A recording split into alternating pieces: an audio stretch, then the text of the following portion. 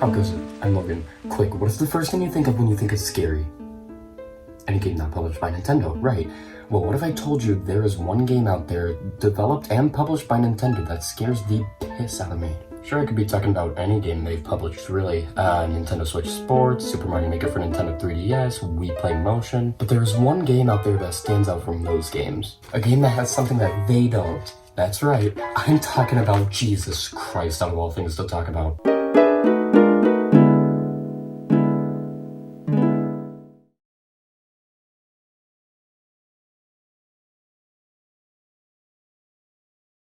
Nintendo.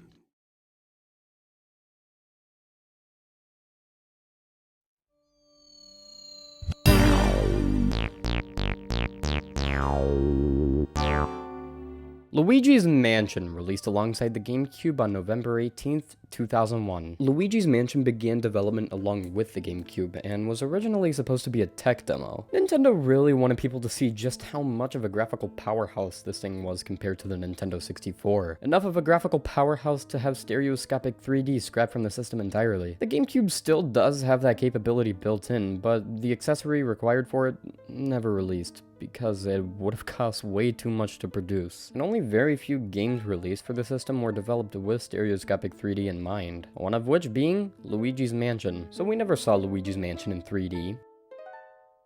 Until the 3DS came around. But who the hell do I look like? Someone who owns more than 4 3DS games, not Luigi's Mansion? No. Luigi's Mansion wastes no time getting started. Luigi won a mansion in a competition he was never even a part of, and Mario was trapped inside. Luigi teams up with Professor Elvin Gadd. I am so sorry. The end goal? Rescue Mario. Oh, how the tables have turned. It's a fun little thing of a story to give Luigi some PTSD. Luigi needs to capture ghosts. You can't just go find Mario, because why would you make that your priority? You suck them up with a vacuum cleaner like machine. Well, like some other device in some other series about, guess what? Catching ghosts. And after that tutorial and some story, you're in the mansion. You go from room to room, clearing it of any ghosts lurking in said rooms. The amount of different room variations is just mind-blowing to me. There's a total of 55 rooms and quite a few different themes. After clearing a room, the lights will turn on and you will get a key that will tell you where to progress next. I really like fighting off the ghosts. You have to flick the control stick in the opposite direction of the ghost to keep sucking them With a vacuum. But for portrait ghosts, revealing their heart is a little more tricky. Scanning it with your Game Boy Horror gives you a hint as to what you're supposed to do. This is a really helpful tool, and it can reveal things you normally wouldn't be able to see. After you capture the first 3 portrait ghosts, Mr. Scrawny Gadd puts them in some machine and turns them back into portraits. Neville is the first portrait ghost, and unlike the other ghosts, you can't just shine the flashlight onto him to expose his heart. Neville's heart becomes exposed when he yawns, which only happens when you have your back turned to him. Next, we find Neville's wife, Lydia. You need to be a nuisance to her and let the wind blow in her hair. Once you obtain the key from Lydia's room, you'll hear a baby's cry.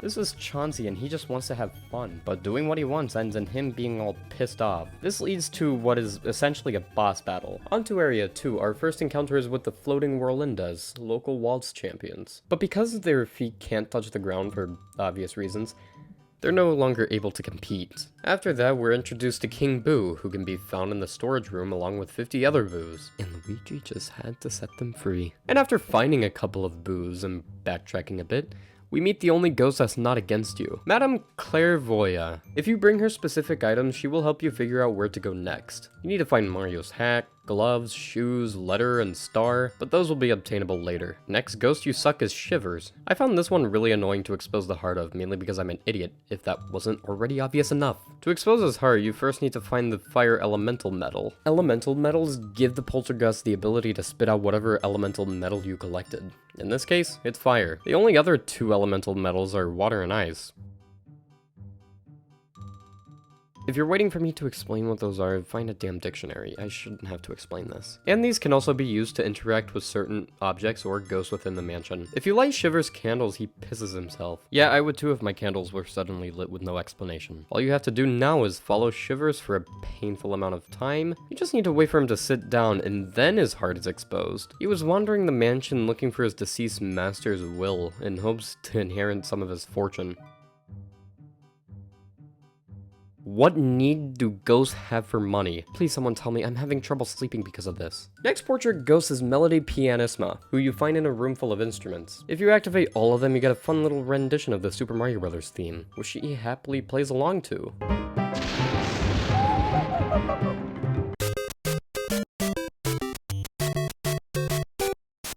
And you suck her up. We then encounter Mr. Lugs, or as I like to call him, the second. His need for food leaves me with more questions than answers, so to save myself, I'm gonna suck him. You then go outside to discover that the ghost hunting isn't exclusive to former humans. It also applies to animals. Spooky will munch on anything that seems even remotely edible. We're then introduced to the final ghost of Area 2.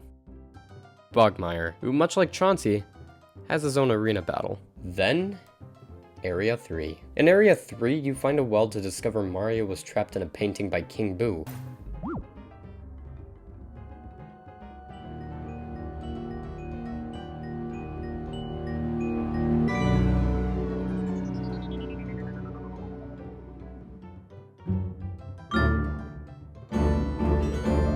Sound familiar? Luigi tries to reach out, and I have no idea why. I mean, he still has 2 more areas to go through. Shouldn't he prioritize that? Our first encounter in Area 3 is Biff Atlas, a bodybuilder. Just like Mr. Lugs, I'm left with more questions than answers. Why does a ghost need a gym? Nana is the oldest ghost in the game. You need to hit her with her yarn balls. That's it. Miss Petunia. I don't think I even need to say anything. Slim Bankshot is playing pool. He isn't very good. After Slim, we meet Henry and Orville, the older brothers of Chauncey. 2 for 1, oh hell yes! After finding all of Mario's items, Madame Clairvoyant feels she has fulfilled her purpose and asks us to suck her.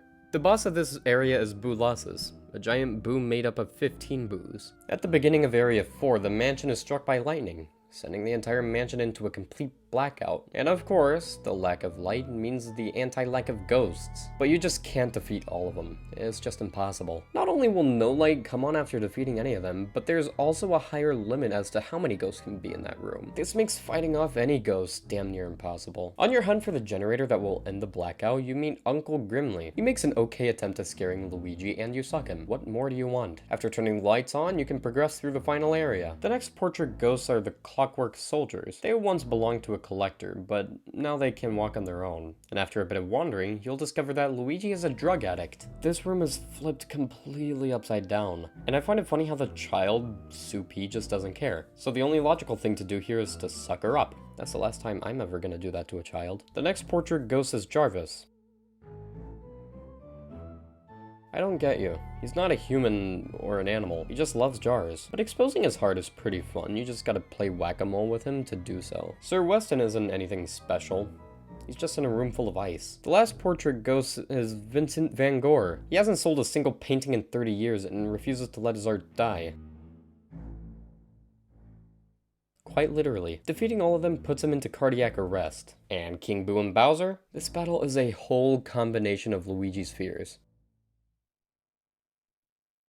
And it's fun! After that whole thing, Mario is taken back to Ged's lab to be freed from his portrait prison. But the game isn't over yet. There's this hidden mansion thing that I refuse to go through, and for some reason it's different depending on what region you play in. Luigi's Mansion is an experience. This was probably one of the best games I have played ever. It has some of the most simple yet addicting gameplay elements that I just can't seem to stay away from. Dare I say, a masterpiece. But wait, I'm not finished yet. So you know how Shortaz apparently released all these ghosts accidentally, but before they were in his lab, perfectly untouched. And then the next day, this mansion appears, the ghosts escape their portraits, and Luigi wins the mansion in a contest he wasn't even a part of. There's no way this was all an accident or a coincidence. He says he has no idea how they escaped, but he has a whole machine that can put them into portraits as well as for humans. This statement is complete BS. Now in terms of how much I pissed myself, I did. Happy Halloween.